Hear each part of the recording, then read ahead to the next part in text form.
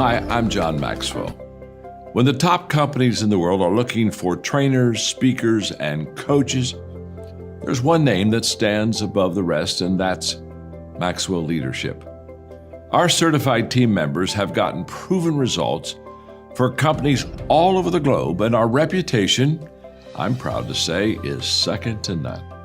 Some of our members have risen to the top of their profession, including the one you're going to meet today. I proudly introduce you to my friend Bob Fabian Zinka. Welcome to the Leadership and Success Podcast with your host, Coach BZ, where we help you lead with purpose and succeed with impact. If you're ready to grow into the kind of leader others want to follow, this podcast is for you. If you're determined to elevate your success and leave a lasting legacy, this podcast is for you. As my mentor, Dr. John C. Maxwell reminds us, everything rises and falls on leadership. Our goal is simple: to inspire you, challenge you, and equip you with insights that can transform the trajectory of your leadership journey. Welcome aboard to another episode of the Leadership and Success Podcast with Coach BZ.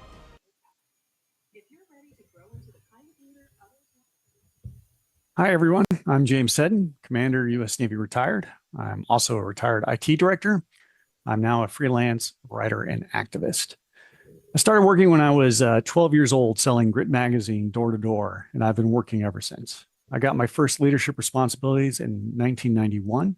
I led sailors, soldiers, airmen, and Marines for 21 years. Outside the Navy, I led in IT as the head of enterprise networking for a major research university, as well as in industry. I did that for 25 years. I started learning about leadership in 1990, often the hard way. I thrived under great leadership and suffered under terrible leadership. I made a ton of mistakes and I learned from all of it. After over 30 years in nonstop leadership positions, I'm still learning. I've never felt like I made it. Many civilians are surprised to hear about how important soft skills are in military leadership. They often wrongly think that an officer gives an order and that's that. They don't know the importance of trust in the military, of empathy, of the critical role that emotions play, people's emotions play, and how the mission gets accomplished or not. All of that carries over very nicely to the civilian world. Now I'm on my third career. I'm a writer, I'm a speaker, and an advocate for veterans and Afghan wartime allies, working for a coalition known as Afghan EVAC. We're working to ensure that every verified and vetted Afghan wartime ally who wants to escape the Taliban has a chance to. Today, I use storytelling to help people see the hidden human impact of policies and events, and not just for entertainment, but to change how we act, to change how we treat others, and yes, to change even which government policies we support or oppose.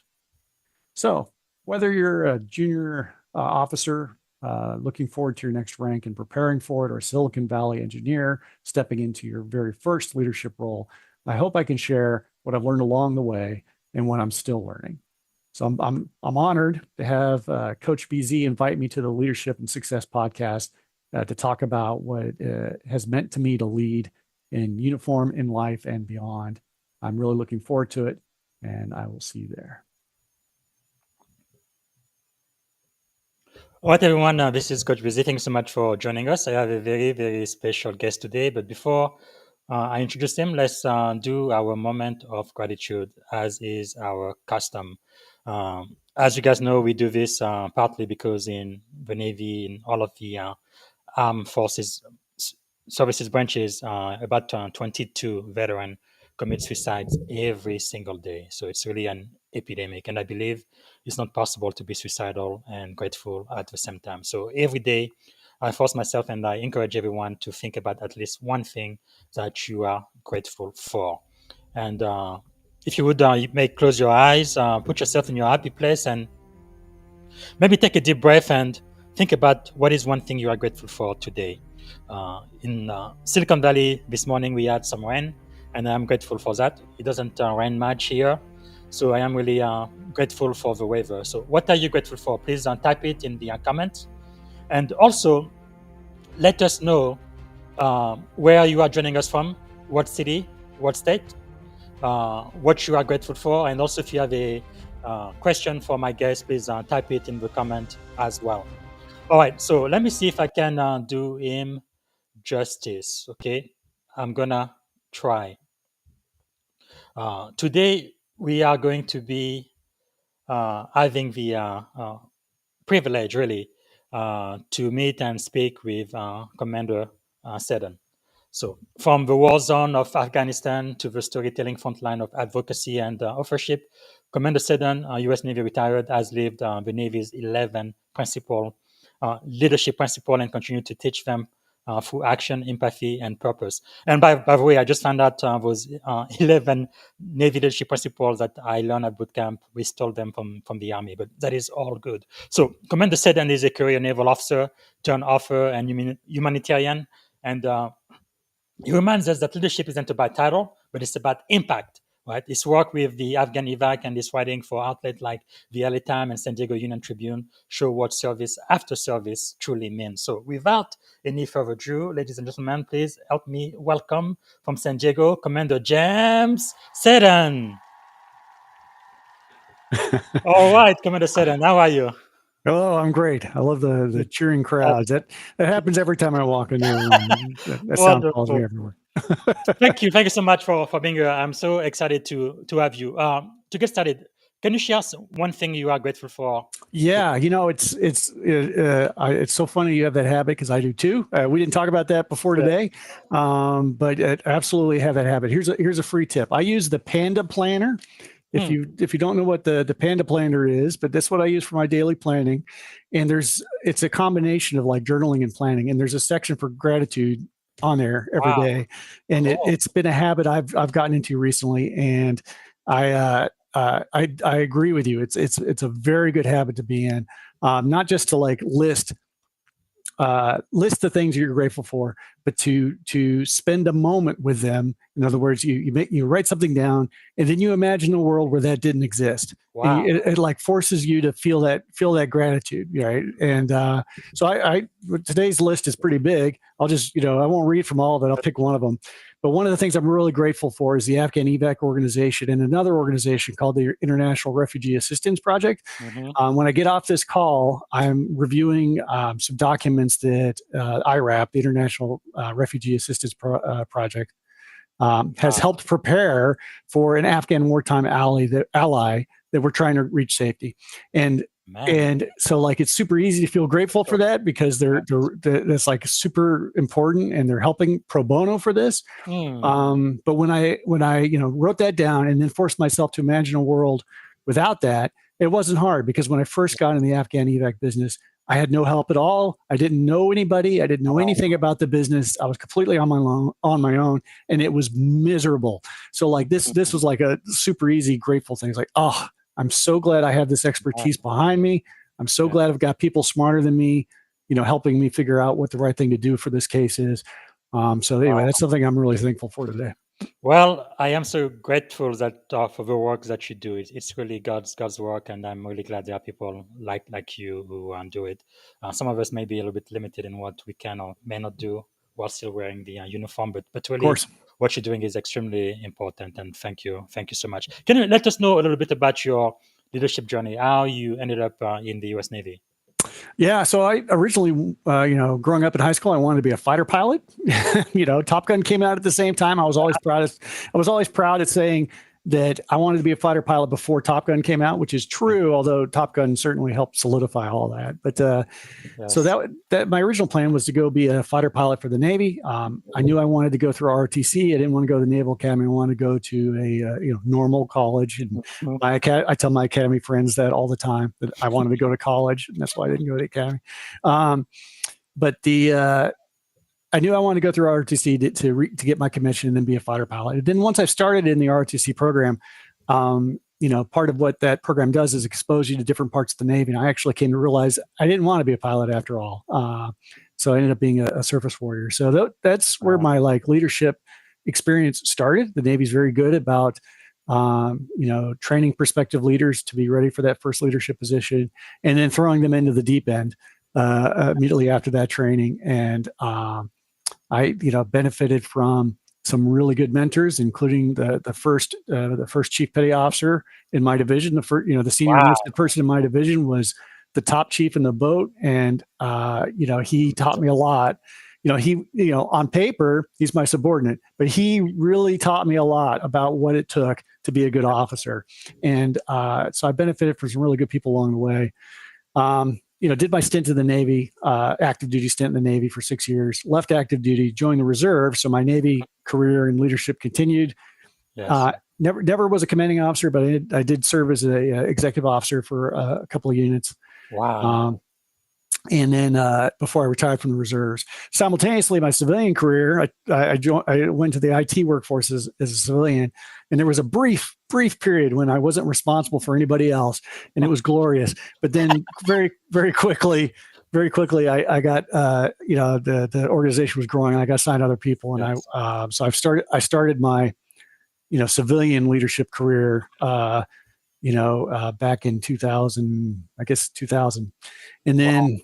And so then I had a whole 24-year civilian career in IT, leading IT organizations. When I left my last big position before I retired from that second career, I was leading an organization at a major research university. My department had 77 people, a budget of about 30 million. Wow. We did all of the voice and networking, both voice and data networking for University of California at San Diego, for the entire campus, and we had that was a great experience, and I got to apply things I learned in the Navy and adapt and learn new things in the civilian world, and so that's kind of where my leadership journey has gone.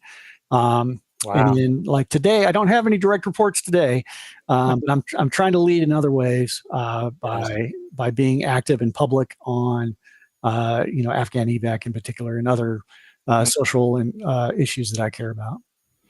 Wow, that is really wonderful. I like everything you've said. One thing for JOs who are listening right now, very important, extremely important, I think. Now, I am a little bit different than you because I got in as an E1 21 years ago. So I know who chiefs are, and I know they really truly run the Navy. They are the anchor. But it's true, when you are an O1, you think, oh, I am above a chief, but the truth is no, you are junior. You are a baby, and you need the chiefs to really mentor you and show you what a good officer looks like. That's absolutely something that is crucial. I think if you ignore a chief, you really do it at your own peril. Right? That's correct. I heard story. I don't know if it's true, but I heard that some people went to Vietnam JOs, not from the academy and all of that. They thought they were hard shots, but they never came back because they completely ignore the advice of their chiefs. But anyway.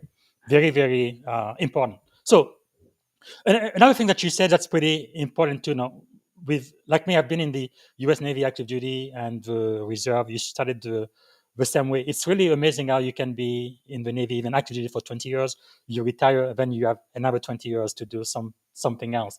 So it's really a great opportunity. So for those who are thinking about joining the military service, I highly recommend it. And in my opinion, really, the Navy and all of the other branches of the military is really all about leadership. So it's not about your title or how many people report to you, but it's really the impact, right? I think you start by leading one, that's yourself, and whether you have direct reports or not. But okay, cool. So now I guess you've been retired for about 10 years now, right?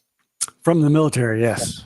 Yeah. Wow. So for those meeting you for the first time, how do you describe your journey from Navy commander to author, advocate, and storyteller? And by the way, you're working on your first book. Once you get it published, I definitely want you back on the podcast. That'd be great. So, how would you just describe your journey? Yeah, so as a reservist, I was running two careers simultaneously, and so when I retired from the military, I continued on with my civilian career, which I'd already, was already well on my way with. So that just kind of continued. And I was fortunate to work for an organization that was very supportive of reservists. And, my career was always there for me when I came back from being recalled to active duty and whatnot. So that was of great benefit to me. Wow. I knew, like a lot of us that were joining the military, we do feel a sense of duty or a call to service. And one of the things I really enjoyed about working for the university was it was an organization that had a mission that was admirable, and so I enjoyed being, working for an organization that was trying to further that mission. So that was important to me, and I knew and saw opportunities to continue to serve in other ways. That I wanted to be an advocate for veterans. I was a volunteer for Iraq and Afghanistan Veterans of America for a long time. Still a member, but not an active leader there anymore. And then when Afghanistan fell to the Taliban, it hit Afghanistan veterans like me hard. Even the veterans who thought this was going to be the end result anyway, it still hit them hard. Like it hit everybody hard. And then our allies started reaching out to us because they'd been left behind and they were being hunted by the Taliban. And so I think a lot of us have some story of, in the days after the Taliban took over, an ally reaching out to them personally in terror and trying to figure out how to access the relief that U.S. law says they should get. And, and most of us who were involved in this work just made a decision that even if we didn't know what we were talking about, didn't know what to do, we just weren't going to ignore that. We were going to hear it. And then we were going to try something. And those were awful days because I had no idea. I had no idea what the law was. I had no idea what to do. But the work I'm in now, I feel like I was kind of forced into. I didn't go looking for this. I didn't seek out. I wasn't sitting around going, gee, I need another cause that I need to spend time on. I feel like I was forced into this. I could not ignore it. And, I had to fight for them, even if the rest of the country didn't want to.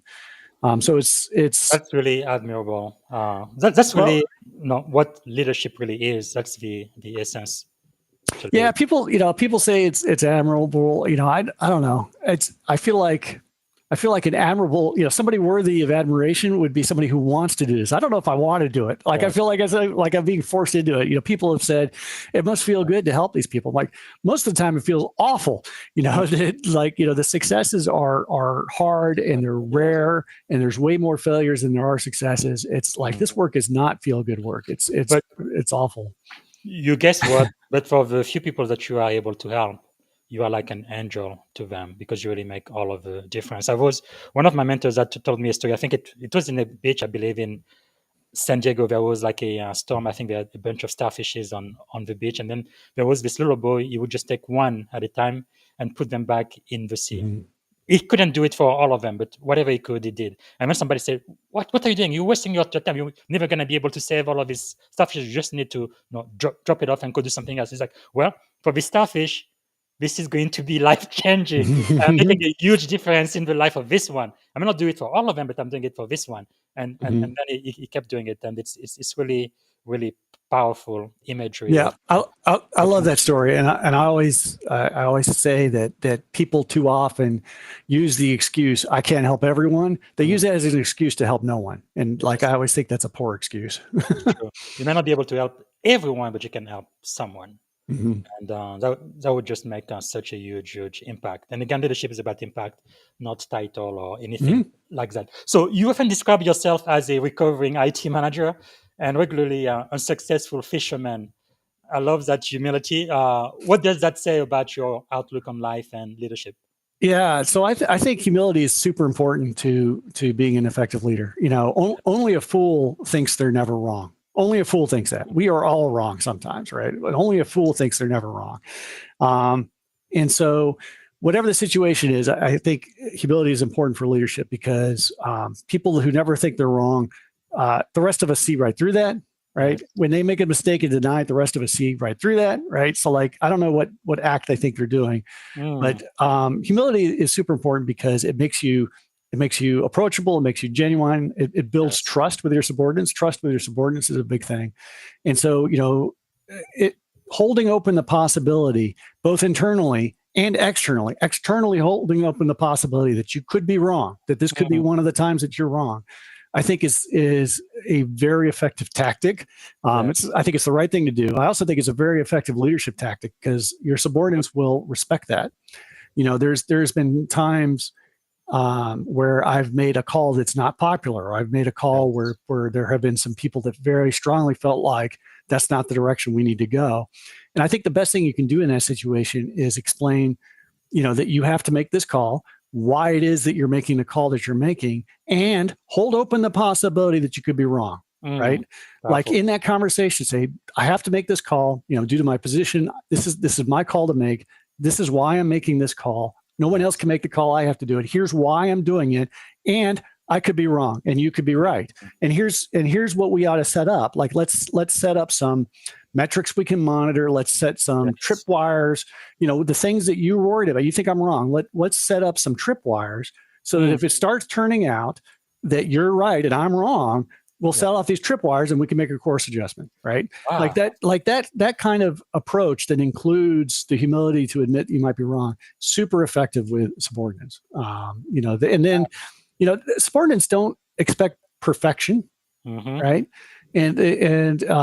So I think, saying things like I'm a regularly unsuccessful fisherman is both true, and also I'm trying to model humility. I think I do have a kind of a big ego, so I think it's important for myself to make sure to ground myself and keep myself realistic and humble.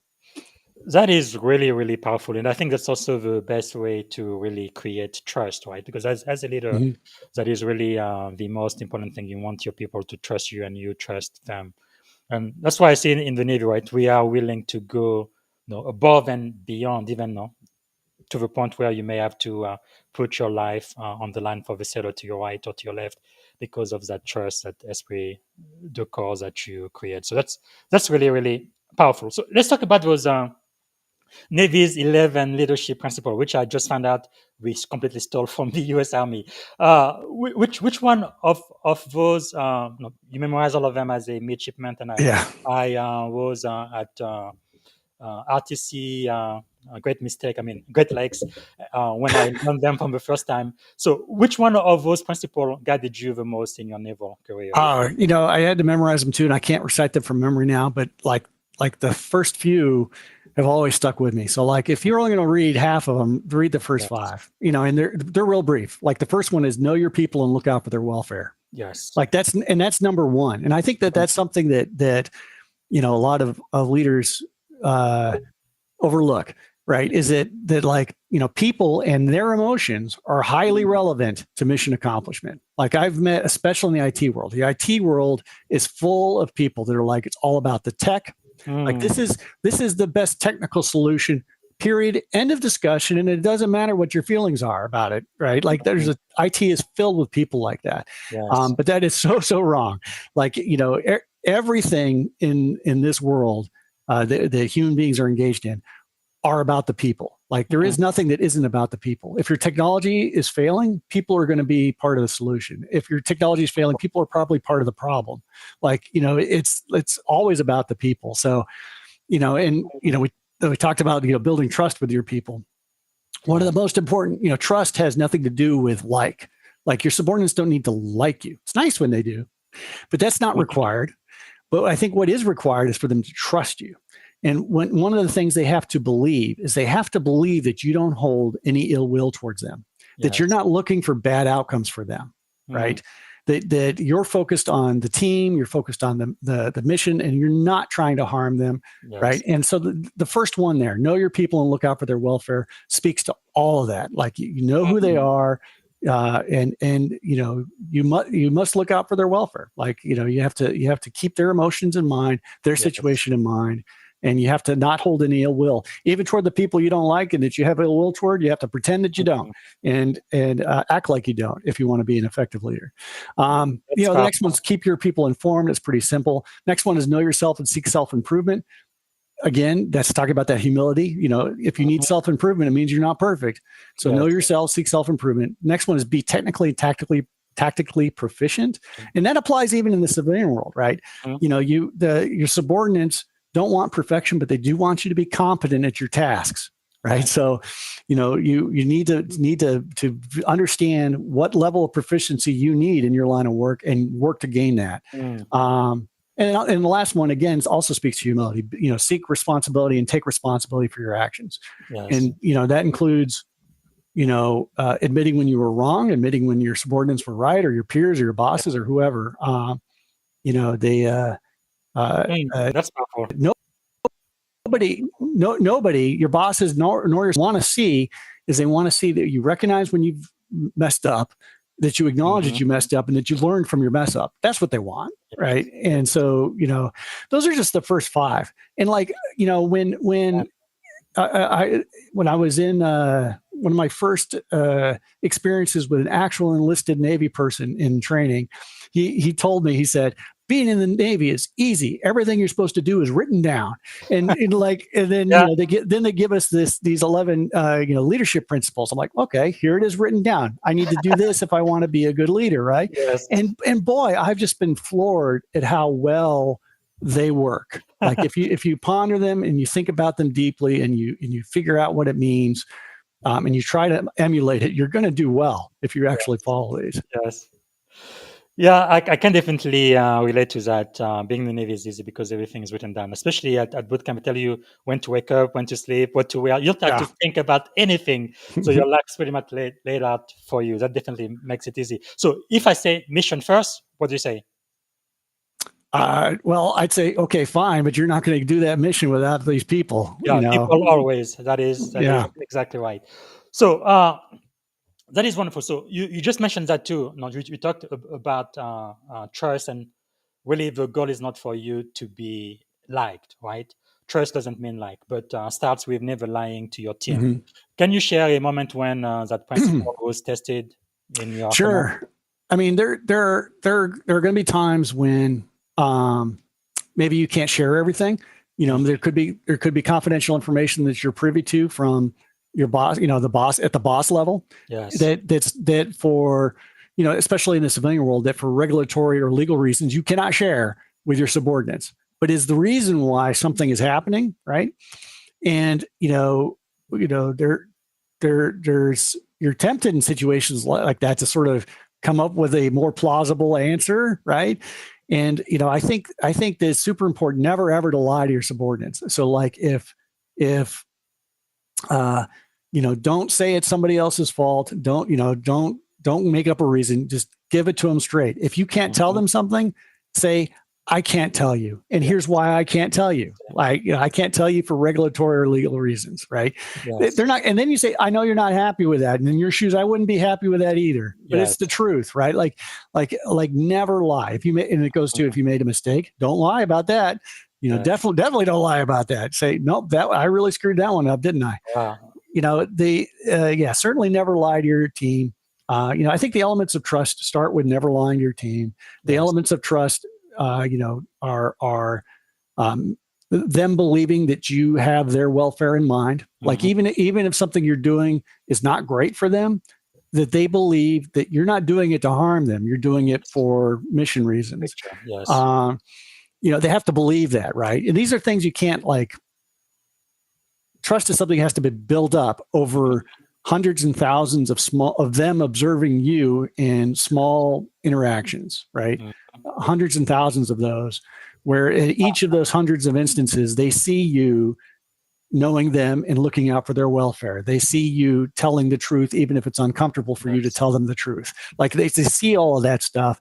And over a long period of time, in hundreds of cases of that, they'll trust you, which means that when it comes time for the big withdrawal on that account, when you're going to have to do something really hard or really painful or whatever it is, they're going to be there for you. They're going to be with you because they trust you at that point. That's really powerful, because being vulnerable definitely encourage trust. And it's also one of those things where it's very, very difficult to build, but once you've got it, so easy to lose as well. But if you go back to your rule, never lie, that's going to keep you out of trouble, I think. So that's powerful. So let's talk about your service beyond uniform, especially with the Afghan evac, the work that you are doing. What has been, you think, the most rewarding, but also the most challenging part of serving in that humanitarian effort?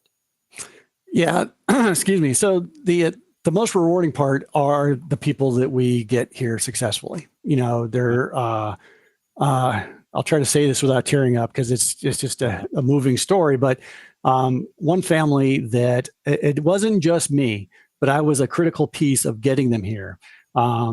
This is a woman in her family. She was a prosecutor who put Taliban in jail. Like she took Taliban commanders off the battlefield by charging them with terrorism charges and throwing them in jail.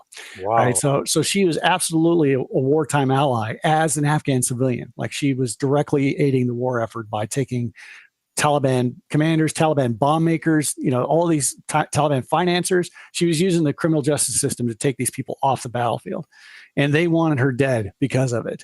And when the Taliban took over, they called her and said, "We remember you, and we're coming for you." And it gets worse. The story gets worse. Her husband worked for a TV station that broadcast all kinds of things that the Taliban didn't like, suggesting that women should have education and other sorts of outrageous ideas. And, so when after the Taliban took over, they hunted him down and, beat the tar out of him. And then, her daughter has Down syndrome. She has a young son and a daughter. Her daughter has Down syndrome. And when, before the Taliban took over, her daughter attended a school for special needs kids that was funded by foreigners. Of course, when the Taliban took over, that completely closed. Right. Wow. And the Taliban, when they were threatening her, told her, we know about your daughter and she deserves to be beheaded. She's an abomination. Oh my That's what they told her. Okay. Wow. This is the situation. And we got her and her family, applying, forcing the government to follow its own laws. We got her and her family settled here in the U.S. So her daughter's going to school. Wow. Her son's going to school. She's working in a prosecutor's office in the U.S. So she's not yet able to practice law in the U.S., but she's working in a prosecutor's office. So she's still helping put bad guys in prison, just doing it for us now, right? That's amazing. That's situation. That's one situation, and there are others, success stories that are just like, well, this is why we do this, right? Wow. I think about the comparison of the life her daughter could have here and is having here versus the life her daughter would have had if they'd stayed in Afghanistan. Wow. And if she had even survived the Taliban's, retribution. I must tell you, it's really worth every effort. That's just amazing. Wow. And the worst part are the failures, and the failures are maddening. This is a very bureaucratic process. The government is not it's very hard to access common sense in the government. It's very bureaucratic. You have a date written in the wrong date format. Case denied. And it's like insanity. Like it's insanity to think that people's lives depend on bureaucratic detail.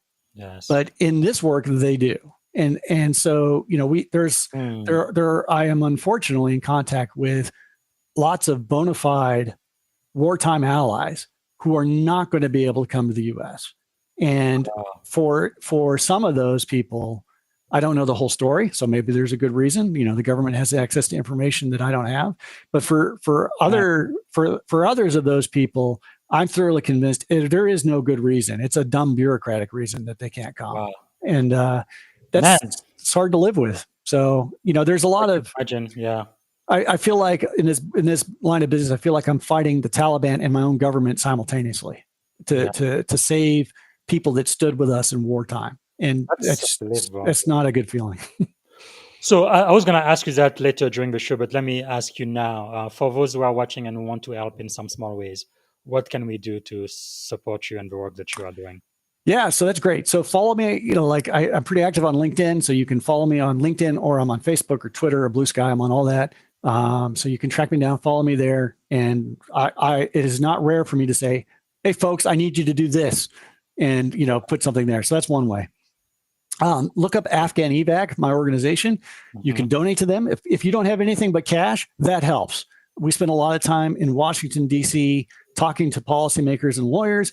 That takes money to go to D.C. and talk to those people. So if all you have is money, Afghan evac will put it to good use. So that's another thing you can do. And something that people overlook is write your elected officials. And in the military, you can do this. Nothing wrong with this at all. To privately write your federal elected officials is A-OK. And urge them not to abandon our Afghan wartime allies. People don't write their elected officials because they think they never read it or they don't. It doesn't matter. They're not going to care. But that's absolutely wrong because, I worked with hundreds of congressmen and their staff for over a year. And the one thing that was the same between the most liberal, the most conservative, the most Democratic, the most Republican, the one thing they all had in common is they loved re-election more than anything else in the world. Sure. And they each of them know that somebody who writes in or calls or emails is somebody who's likely to vote. And they pay very close attention to that. Like I have had congressmen quote emails the constituents have sent to them, quote them to me. And so they're reading them because they want to get reelected more than anything else. And they know that emailers and writers and callers are likely voters. And so they may not do what you want. They may not agree, but they are absolutely paying attention and counting how many people are saying this versus how many people are saying that. 100% they're paying attention to it. So write them, call them. It does matter. And so, a lot of what I do is try to get people over their apathy and to actually write their elected officials and say something controversial like, we should not abandon our wartime allies to their enemy. Yes. Wow. It's very important what you just said, because sometimes we do feel that sense of empathy, like I'm one and only one person. There's not much I can do all by myself. But the truth is many people feel just like you. So if you get together, even if it's just a little bit, never despise small beginning, you can do something. If not for everybody, at least for one person. And that's really, really huge, the impact you can have. In particular, for writing your elected officials, I have a funny story. Multiple told me that they assume that everybody that takes the time to send them an email, that there's probably hundreds of people that feel that way that aren't taking the time to send the email, right? So in effect, even if you're the only person on the planet that holds this view, if you write an elected official and tell them that, they're going to assume that hundreds of people think that. So it's like a chance for you to have an outsized voice. Wow. Good to know. Thank you so much. So let's move over to the second portion of the show where I focus solely on leadership. So you've had quite a very interesting and wonderful career in the U.S. Navy as a commander and as an IT executive in higher education. What do you think is the secret to your success? So one of the secrets to my success has been organization. So I do think that like hours spent at work is a terrible metric for how effective somebody is or how dedicated they are, right? And I'm a super organized person. You can still see I'm using written planners to this day. I've always been super organized, and I think that mastering your organization, master your inbox. If people are telling you that I sent you that email and you're like, I never saw that, and then later you dig through your email and they did send it to you, right? That's a warning sign. You need to get yourself organized. There's lots of email management strategies out there. We do a whole separate podcast on that. But my point is, like, get yourself organized so that the time you spend working is highly productive. Like you don't want to spin your wheels. You want high traction stuff. It's not about the hours you put in. It's about the impact that you're having, like you say, right? Yeah. And so, I think one of the secrets to my success, the successes I've had is even going back to when I was at Ensign, for some reason, I just had the knack, the bug, the inclination to organize everything. And it's been an aid. People send me an email, I'm going to read it. And just that alone, that small skill alone it buys me so much political capital that I can wield to do other things. Yes. If you're not organized, get organized. That would be my leading advice. True. And I believe in my career, one pivotal moment was when I became the admin officer. You have to be super organized to be an admin officer for a huge unit. And I think that successfully prepared me to be executive officer and then eventually a commanding officer, because it's not just about taking care of yourself, but taking care of everybody in your unit, making sure you get your eval, fit reps on time, and all of that. It is a lot of work, but yes, organization is definitely key. So what do you think is the greatest lesson you have ever learned just now? in life? I think the thing I learned, because I didn't realize this going in, was the importance of people's emotions. Like, the how highly relevant those are. Like when I was an O1 ensign, I wouldn't have guessed that would be like the super critical thing to pay attention to. Wouldn't have guessed it. It wasn't what I was paying attention to. Like I believed the leadership principles that said, know your people and look out for their welfare. I was like, yeah, okay, I got it. But I didn't like internalize that to the point where I was like, yeah, not, people's emotions are highly relevant to mission accomplishment. Like, there's a thing called emotional IQ. Yeah. You should work on, everybody should work on improving their emotional IQ, which basically just means being able to be aware of and detect people's emotions and how they're feeling. And yeah, you've got on they're on the screen. It's perfect. Because like I said, it's real. Everything is really about the people. Nothing is just hardware related. Nothing is just technology related. Nothing is just policy related, right? It's all about the people. People are going to be the solution. People are going to be the problem. And I've met a lot of leaders, again, especially in the IT world, that sort of discount people's emotions. That are like, it doesn't matter what they feel about it, And I was like, well, it's like saying it doesn't matter what gravity is. It's like this force exists, whether you think it should matter or not. It's holding everybody to the ground. And the same thing with everybody's emotions, whether you think they should matter or not, they matter. And it's a learning that lesson, and then learning how to be more smart about leading, knowing that. It'll influence the way you approach giving orders. It'll influence the way you'll approach making unpopular decisions. Like all of this, like it doesn't mean cater to people's emotions. It doesn't mean don't do the hard thing. It doesn't mean always keep your people happy no matter what. It doesn't mean any of that. It just means recognize that whatever's going on, their emotions are important, and you need to be aware of what's going on there and use that to inform how you're leading.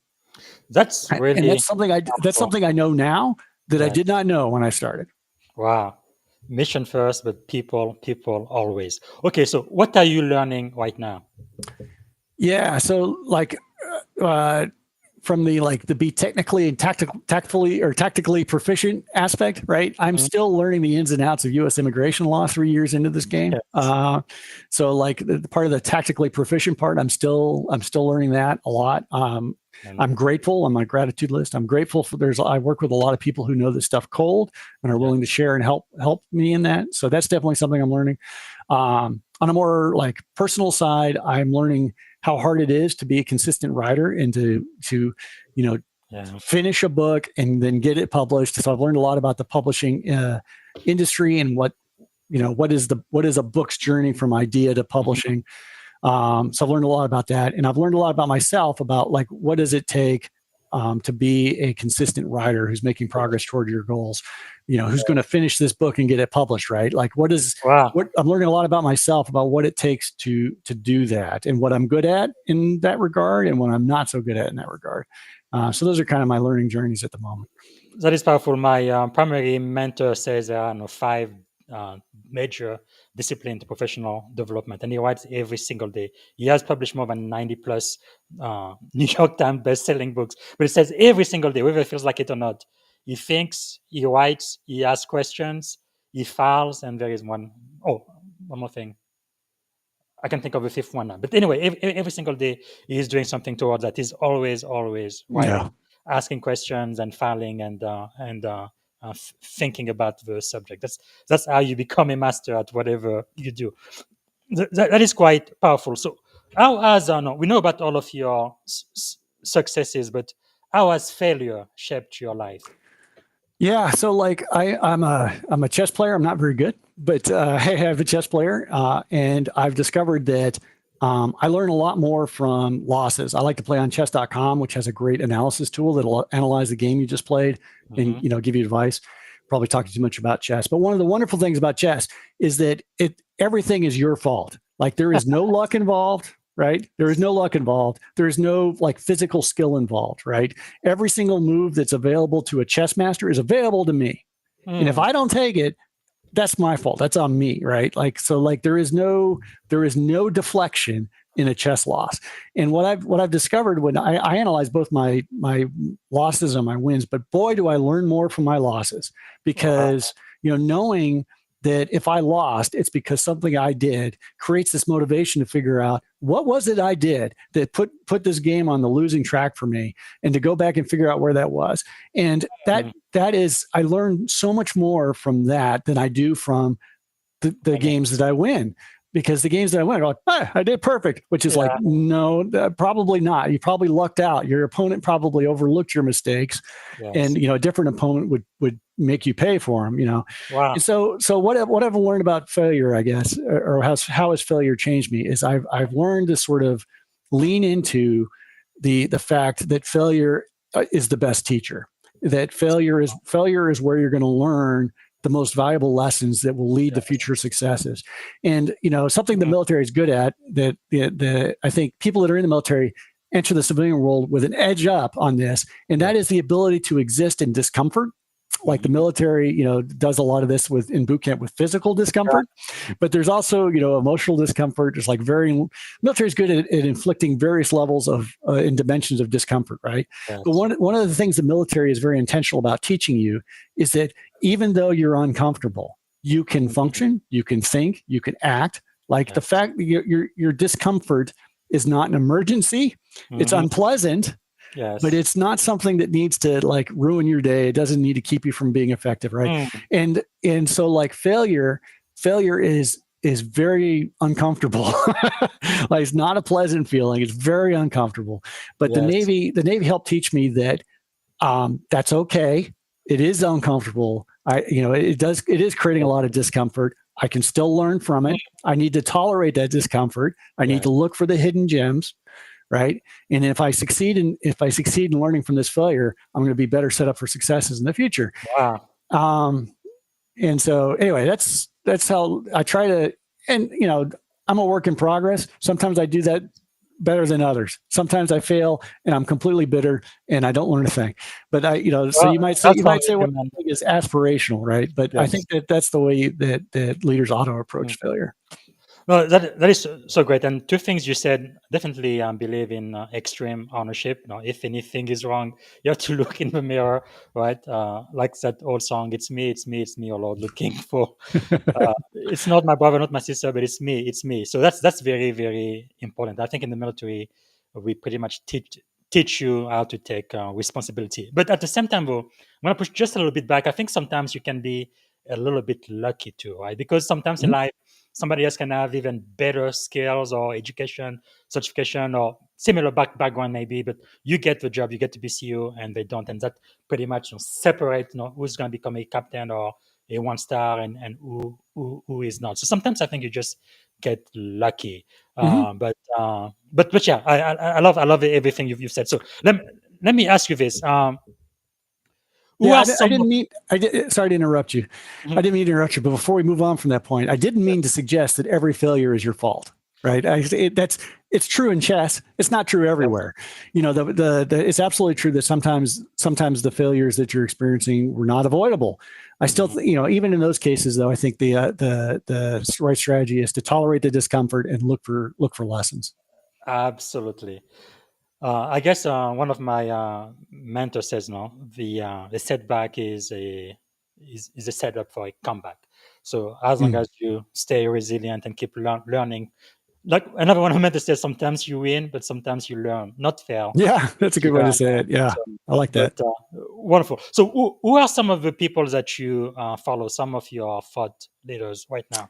Yeah, you've got Chad Hill up there. So I think that he is emulating, he's displaying great leadership, especially in his use of social media.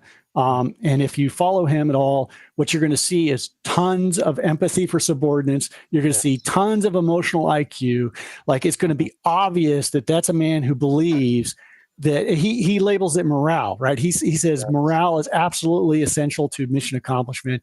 And he says morale has nothing to do with sailors being happy. Like that's not what morale is, but true morale is absolutely necessary for mission accomplishment. And Chowder Hill, I think, is doing an outstanding job of of displaying that behavior, both for people in the Navy, but also people outside the Navy who, because he's charismatic and popular and funny, that people get this glimpse into military leadership and go, oh, I guess, empathy is an important part of military leadership too, which it obviously is.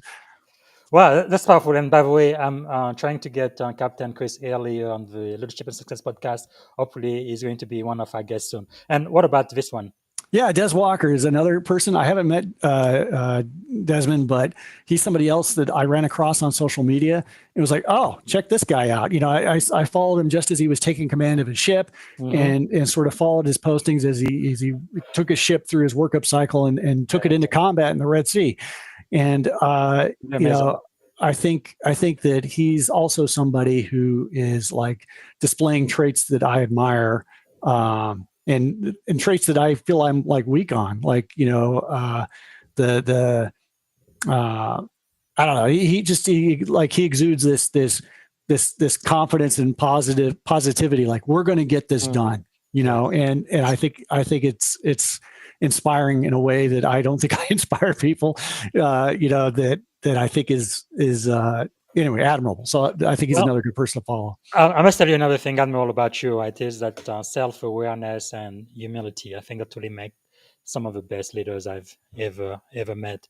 So let me ask you, if you could choose 3 people to have dinner with, they could be alive, dead, or mythical figure, who would you choose and why? Yeah, so I think there's I'm gonna pick people that I don't know, because they're the people I'd want to spend more time with, right? So I'm gonna people that I don't know. So like I would probably put General Mattis on that list. I would put Colin Powell on that list. I see you've got Colin Powell's book on the shelf behind you, and I put James Baker on that list, who was a former Secretary of State, if you don't know. And I think all 3 of those people. Mattis and Powell obviously have military backgrounds. I'm not actually sure if James Baker served in the military or not, but he's most well known as being a highly effective Secretary of State. And they I think I would love to talk to them about their journeys and the challenges that are facing us today, and what should we do? Because they're super smart. They're super accomplished. The list could go on. I'd love to have Condoleezza Rice. There's a ton of people that I don't know that I'd love to have lunch with, that I feel like I could learn a lot from. But those are 3. One of James Baker's accomplishments as Secretary of State was he was highly effective at influencing people that didn't want to be influenced. And it's like, well, it's real. There's a real knack for that, especially in international relations. And he excelled at that. And, part of my leadership challenges now, this was true in the Navy, and it was true in my civilian career. It's especially true now, is how is it that I influence people who don't work for me? Right. I want these people who have no responsibility to listen to me. I want them to listen to me, and I want to influence what they do, even though there's no formal reporting relationship. I think the people on that list excel at that. Like they're very good at influencing people who don't have to listen to them. Right. And I think that would be a really useful skill for me. Yeah, that is leadership. Powerful. Okay, what are some of the books that you recommend? Yeah. Okay. So I love books. So I'm glad we're moving on to this and make sure we get this in before we run out of time. The book you've got up there, Man's Search for Meaning. I want you to forgive and ignore the sexist language. It's a sign of the times that it was written. Okay. He's talking about humankind. He's talking about all people. And, this book, I can't believe that nobody made me read this book until I was in my 40s when finally somebody made me read it, because this really changed my perspective on the point of life, and it also changed my perspective on trauma and tragedy, and he's got some surprising insights into this. Powerful. Yeah, definitely. I highly recommend this, because at least a dozen people, half a dozen people this year along have recommended this book on. It's life-changing. What about this one? Yeah, Zach's Network for People Who Hate Networking. I was forced to read this as part of a leadership program, and it was great. And we read 2 books at the same time. The other one was called Never Eat Alone, which is a networking book, obviously written for extroverts who are like, yeah, never eat alone. If you're eating lunch alone, you're wasting a networking opportunity, right? Like, to me, people that think that way, they don't need books on networking, right? They just be themselves, and they're going to end up with a crowd of people who know them, right? The people who need to read. I guess that you are an introvert then. I have a lot of, believe it or not, this is maybe something people don't really know about me because I don't always act it. Believe it or not, I have a lot of introverted tendencies. Like I get recharged if I'm in a room by myself with a book. And, interacting with people can wear me out. And so, like, I am not somebody who's like, I am perfect. I enjoy eating lunch alone. Like the advice, never eat alone, that sounds horrible to me. But that book is full of advice for the rest of us, right? The people who for whom networking doesn't come naturally, that's who needs the book. And that's who that book is written for. It's got great advice for those folks. Powerful. And this one? Yeah, this is another life-changing book. Kendi's approach to racism in America was also like life-changing for me. Like his basic approach was he defined racism in a very clear, concise way that makes perfect sense. And then, and it's not necessarily the definition that you think of when you hear the word racism. And then he applied that definition to the world, including himself, and his critical examination of his own racist ideas and tendencies forces the rest of us to do the similar self-examination. Like when he's examining himself for us, we're going along with him and having to take a look at ourselves. And then he also convinced me that there is no such thing as a neutral position. Like the idea of not being, if all you are is not racist, then you're aiding the racists. Yeah. When there is an oppressor and somebody being oppressed, a bystander is not neutral. A bystander is helping the oppressor, right? And so, like, if you want to rid the world of racism, you must be an anti-racist. It is not enough to simply be not racist. Anyway, read that book; it'll explain it all. And this last book, Crucial Conversations, ought to be required reading for every leader because the hardest thing a leader has to do is have difficult conversations with people. And this book offers, like, it's super practical. It's not a bunch of highfalutin theory. It's like, oh, you're going to have a crucial conversation. Here are the things you need to do, and it's like checklist form. So it's like super clear. It like it says, it's tools for talking. It's super clear. It's super concise, and if you don't feel like, even if you think you're good at having hard conversations, you're probably not. But that book will make you better. That is awesome. Can you give me 5 more minutes, or do you absolutely have? No, I don't have anything after this, so I can stay as long as you want. Thank you so much. We are almost at the end. But let me ask you this important question: if you had a magic wand and you could solve any problem in the world, what problem would you like to solve, and why? I think that I would want to wave a magic wand and have people gain more empathy for others. People love to harden themselves up with calluses, and these days in this political environment, it seems to be somewhat current, or what, I don't know what trendy. Yes. It seems trendy to be hard and display lack of empathy. Like people, like, for some reason, empathy has become a dirty word. People are saying if you're empathetic, you're weak, right? Which is like, I don't know where that concept comes from. But like, if I were to wave a wand, I would increase the level of empathy in this world, because the root cause of a ton of our problems is a lack of empathy, and people, both lacking the empathy to begin with, but then also, down talking the importance of empathy and saying that not only is empathy not something to achieve, but people who do have empathy are weak. Like, it's not just a lack of empathy. You have people working against empathy, arguing that empathy should go away. Yeah.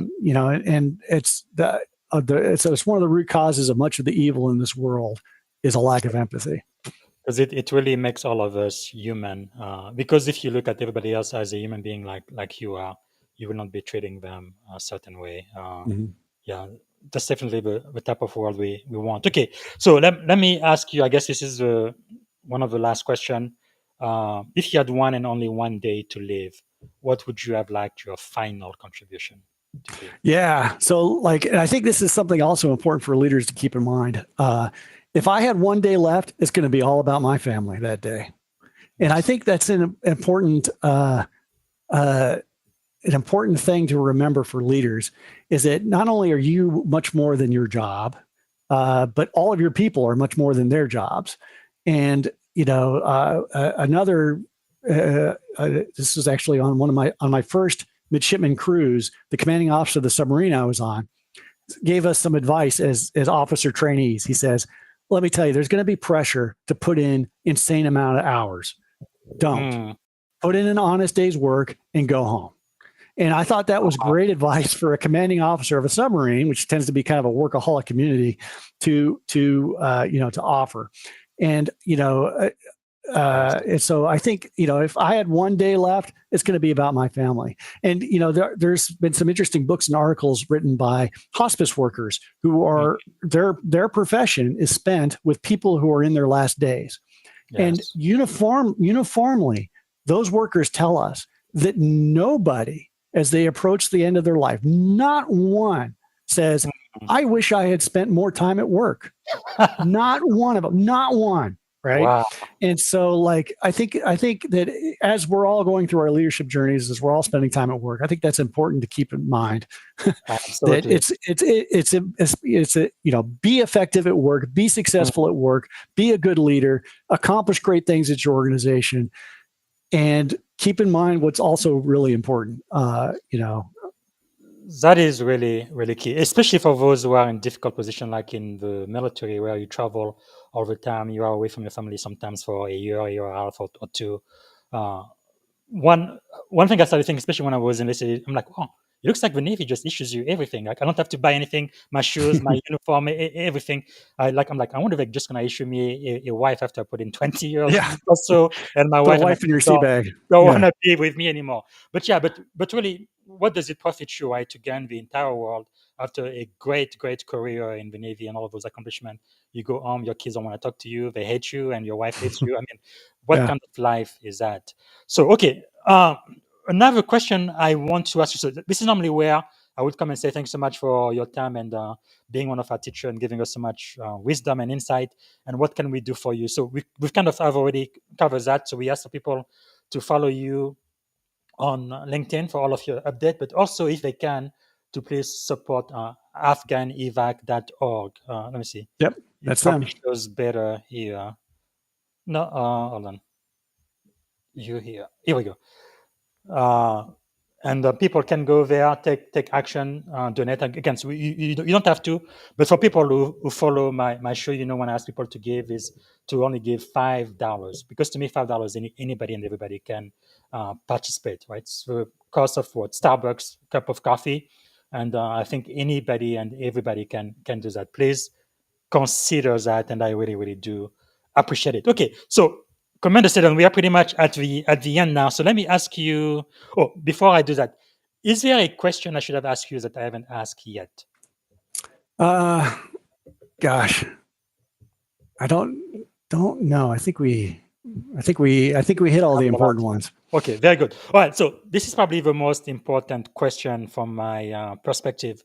If you could go back and give a piece of advice to your 17-year-old self, standing at the edge of this incredible career you've had, both in the Navy and in higher ed, what would you say to 17-year-old James? Yeah, well, I would say pay it, that lesson I told you I had learned that I didn't know right away about the importance of people's emotions. I would say, look, kid, if you're going to be a leader, understanding people's emotions and how is it you lead, taking those emotions into account I think I would say that's super important, and nobody's going to tell you it's super important. So that would be one thing I would say. The other thing I would say is try to reassure that 17-year-old self that he can do it, because there is a lot of self-doubt and fears. And I would tell that 17-year-old self it's okay to be uncomfortable, it's okay to be afraid. That doesn't mean you're not going to succeed. It doesn't mean that you're not doing the right thing. Discomfort is not a great way to judge whether or not you're doing the right thing. These are all things I probably didn't realize when I was 17 that I wish I had known.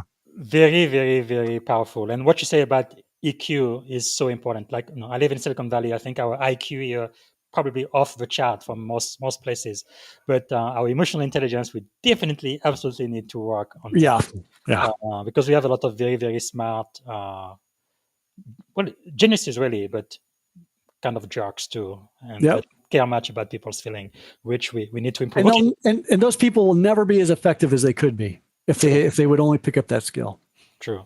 All right. So we are coming toward the end. In less than a couple of minutes, we're going to be completely done. So this is going to be rapid fire, right? Lightning round. Don't take too long to think. So let me ask you this: one word that defines great leadership. One word. Empathy. Okay. Morning routine or practice that keeps you grounded. What was it? Morning routine or practice that keeps you grounded. Gratitude journaling. That's the Panda Planner. I've never Panda used it. Planner. I'm going to look into it. Okay, a book or a quote that changed your life? I would say Man's Search for Meaning. Yeah, that's the book we just talked about, and it's been recommended at least 6 times this season. Thank you. So who inspired you the most today? Oh, gosh. Who inspired me the most today? Well, you're an inspiration having these conversations and keeping, forcing these conversations to happen and putting them in public. So that I think it's good. It's always good to see people fighting a good fight.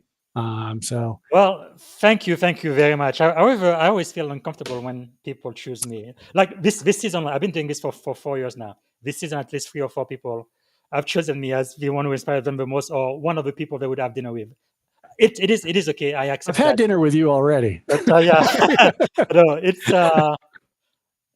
good because when I was CEO at Genos in Suffolk, I started a new practice where at the end of every month I would choose a sailor in the spotlight. Pretty much, what's what I'm doing now. I'm putting the spotlight on you as my guest. But I started with the least junior person in the unit, and then they would give it to the person who impacted them the most that month, and so forth. And then twice, 2 enlisted people selected me, their CEO, as the sailor in the spotlight. At first, I was going to say, no, I can't accept it. But then I talked to my wife, and she's much smarter than I am. She said, yes, you have to accept it because it really sets a precedent. But anyway, thank you so much. I really do appreciate it. So to finish, what did you want to be when you were a kid? I think you said a fighter pilot. Okay.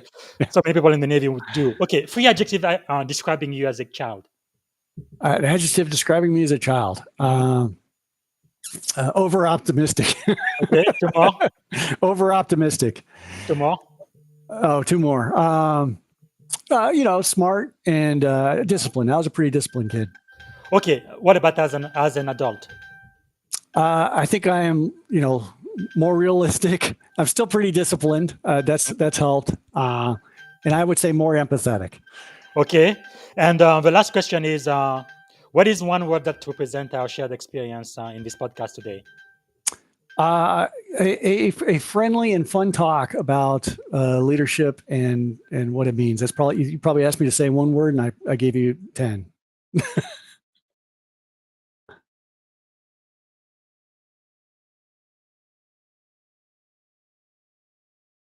And we lost BZ. Hopefully he'll come back.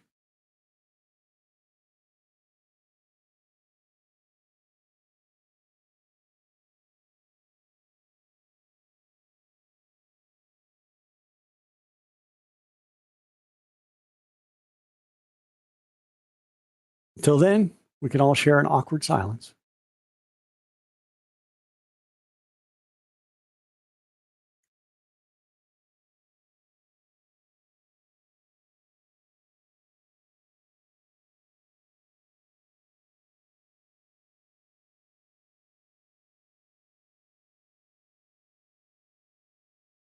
I guess I just thought of something. So we were talking about failure earlier. I think when you gave me some questions to think about ahead of time, one of the things that he talked about was, and maybe I'm telling this story to nobody if it's just me here, but I'm going to tell it anyway in case people are here. Talk about a specific failure. When we were talking about failure, one of the questions he told me to think about in advance was think about a specific failure for me, and that refined my leadership and deepened my maturity. And so I failed to select for 05 the first time up, and that really broke my heart a lot. I thought I had a great record. I thought I had done what I needed to do. I had checked all the boxes, And when the O5 list came out, I was not on it. And what made that even worse was there was a complete knucklehead in my unit who I still think this wasn't half the officer I was that had not accomplished the things I had accomplished, didn't have the fit reps that I had, and he got selected for O5. So that was a big blow to me. Not just that I didn't select for O5, but that this officer who I didn't have a great opinion of did get selected for O5. That really put a blow on me, especially when I knew that the second look of O5, the selection percentage for second look O5s is tiny. So, the chances of getting picked up for O5 if you fail to select the first time are somewhat dismal. But I did try to learn from that experience. And I did try to, it was, like I said, it hit me hard. So there was a lot of discomfort. I tried to remind myself that I can tolerate that discomfort. And I really dug into my officer record, really dug into all of that guidance to say about reviewing your record before the board review, and a bunch of stuff that I didn't think mattered. I made some changes to my record. I got some additional documentation. I got some additional letters from prior COs to explain comments and fit reps. I did a bunch of stuff. In the second look, even though the chances were against me, I did get picked up for O5. So anyway, that's a story. If I'm not the only one here talking about a specific failure and how it helps me refine my leadership and my maturity. It really helped with my maturity. It was probably good for me in the end not to get selected, to make sure that I keep displaying that humility, right? Yeah, it was definitely a lesson in humility. All right. Well, I'm not sure BZ's coming back, so I think I'm going to drop. If you're still here, thanks for sticking with me. It's been fun having this conversation. Hit me up on LinkedIn and we can talk more.